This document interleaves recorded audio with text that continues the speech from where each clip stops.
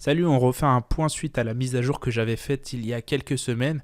Donc quand j'avais fait une mise à jour, on avait passé un petit peu le cours des 40 000 et là, tu as vu, on a été chercher les 70 000, un nouvel ATH. Donc je retrace le Fibonacci pour te montrer où est-ce qu'on était exactement. On avait passé la résistance des 0,618, si tu t'en rappelles bien. Donc on était un petit peu ici, donc aux alentours de 50 000, et je t'avais dit soit on va rebondir sur le support des 0,618 pour repartir, soit on va le briser et repartir graduellement, soit on va pas le briser, on va partir à la hausse. Bon bah c'est ce qu'on a fait au final, on est parti directement à la hausse et on a franchi l'ATH, on en a créé un nouveau.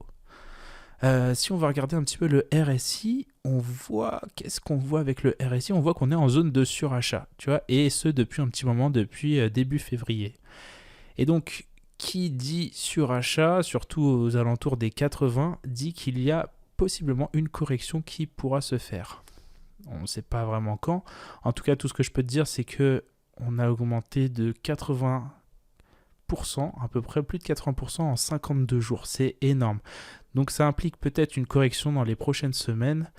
Un RSI qui retrouve une neutralité aux alentours des 50. Et donc le cours du Bitcoin qui pourra peut-être aussi corriger. Qui va probablement corriger. En tout cas, même si le Bitcoin performe, sache que le market cap total des cryptos, lui, n'a pas passé son ATH. Enfin, je ne sais pas si on peut parler d'ATH, mais si.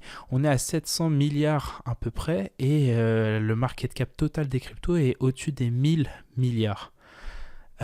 Donc, ça laisse pas mal d'augmentation. Tu vois, entre les deux derniers cycles, on avait fait plus 200%. Si tu prends l'ATH du dernier cycle et tu fais de plus de 200%, on arrivera à 3000 milliards, ce qui est énorme. Je ne pense pas que ça se fera. À mon avis, on sera plutôt entre les 1900 milliards et les 2000 milliards, mais à voir. Tout ça pour te dire que c'est pas parce que le Bitcoin performe que le marché des cryptos est à son summum. D'accord? Il y a encore une augmentation de 55% qu'on peut faire pour avoir l'ATH qu'on avait eu au dernier cycle. Là, je te montre la dominance du Bitcoin. Le Bitcoin, il dominait en 2020, en décembre 2020 à 75%, et tu peux voir qu'il a été réalisé son ATH quelques temps après. Puis il a connu une baisse. Et quand il a connu cette baisse, d'autres altcoins, dont l'Ethereum par exemple, a connu cette légère baisse et a pris des points sur cette dominance pour augmenter. Tu vois, il est passé de 17 à 20% à peu près de dominance. Le Bitcoin, lui, est resté entre 40% et 50% durant 2021. Pourtant, ça ne l'a pas empêché d'aller chercher un nouvel ATH, comme je te le montre ici, hop. Mais il y a des liquidités qui sont parties du BTC pour aller dans l'ETH, mais pas que dans l'ETH. Comme tu le vois, on passe de 70 à 40%, ça veut dire que d'autres cryptos en ont profité de cette dominance. Et c'est les altcoins. Les altcoins, tu vois là, donc je te montre le Gala qui avait bien performé en 2021.